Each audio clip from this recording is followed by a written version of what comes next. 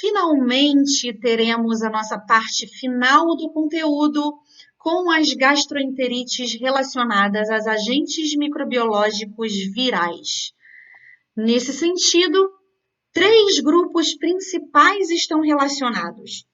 O grupo do rotavírus, que tem uma importância bastante relevante em razão da gravidade dos quadros diarreicos, que têm sido atenuados ou prevenidos nos últimos anos em razão da vacinação das vacinas disponíveis no calendário infantil vacinal disponibilizado pelo Ministério da Saúde.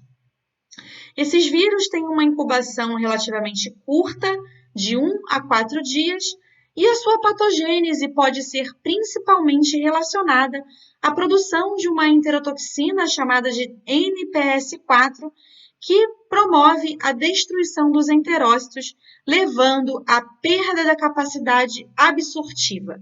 É o que a gente vê nessa figura seguinte, que mostra uma microscopia eletrônica bem bonita, mostrando do lado esquerdo as vilosidades do epitélio intestinal íntegra e depois de uma infecção pelo rotavírus, causando então uma modificação extrema na estrutura e também, por conseguinte, na funcionalidade absortiva dessas células, compatíveis então com o quadro diarreico.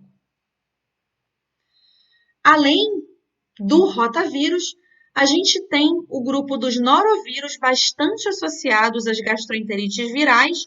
Esse vírus no passado era chamado de Norwalk vírus, a gente pode encontrar essa nomenclatura em livros e literatura mais antigo.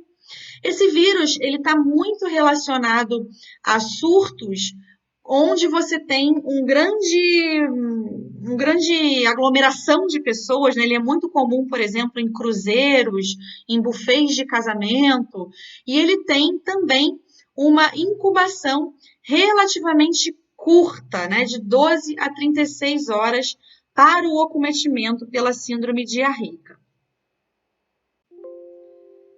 Finalmente, no grupo dos adenovírus, os sorotipos 40 e 41 são os mais predominantes na questão das gastroenterites virais.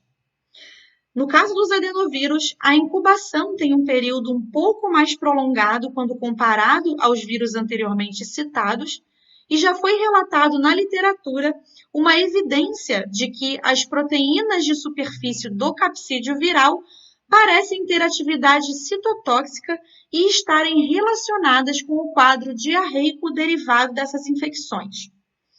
Em ocasiões bem mais raras, essa infecção pode progredir eventualmente para um quadro clínico chamado de adenite mesentérica, que é uma síndrome rara representada clinicamente por dor no quadrante inferior direito do abdômen e também febre, que muitas vezes é indistinguível clinicamente da apendicite aguda.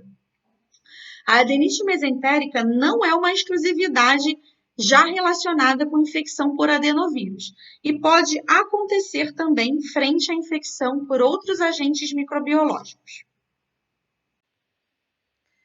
Como mencionado anteriormente, a grande parte dessas infecções ou intoxicações são benignas e autolimitadas, e, portanto, não é necessário um tratamento específico.